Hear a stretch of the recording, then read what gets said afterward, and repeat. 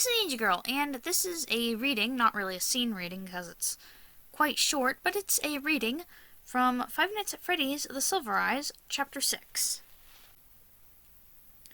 In the control room, Dave had his hands on the buttons, his fingers wandering lightly over them without pressing anything. The movement looked careless, instinctual, like a habit.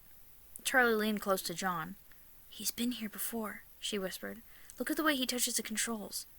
"Maybe he's just good with computers," John offered, not sounding convinced. "Can you make them dance again?" Jessica asked.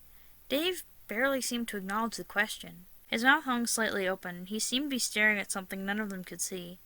In the bright lights, they could see that his uniform was grubby and torn in places, his face poorly shaven and his eyes a little unfocused. He looked less like a guard than a vagrant, and he looked at them all as if he had wandered in ages ago, and they were the newcomers. It took him a moment to register the question. "Sure, let's see what we can do," he said. He smiled at her, his mouth askew. His eyes were a little too intent on her face, holding her gaze just a little too long. Jessica swallowed, seized with an instinctive revulsion. But she smiled back politely. "All right," Dave said. "I've been here a few times before. I think I can work some magic." Charlie and John exchanged glances. "You've been here before?" John said in a careful, even tone, but Dave ignored him, or did not hear. There was a keypad at the far left of the control board that none of them had touched yet, as it did not appear to be connected to anything. Now Dave reached for it and began to press the buttons quickly, as if he had done it 100 times before. He gave Jessica a conspiratorial glance.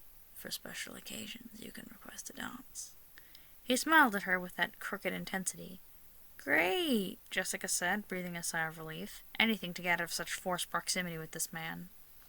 They then exit the control room, the animatronics start to go haywire, and chaos ensues. In another hallway, Dave was moving toward a goal. Without the others there to watch, he moved fast, scuttling almost sideways, and darting his eyes back over his hunched shoulders from time to time to see he was not followed. There was a large keyring at the belt of his uniform, but only a few keys hung from it. He selected one, opened a door, and let himself into the restaurant's office.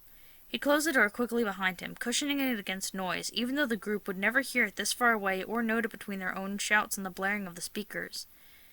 He turned on the overhead light. It was steady, illuminating the room without a flicker.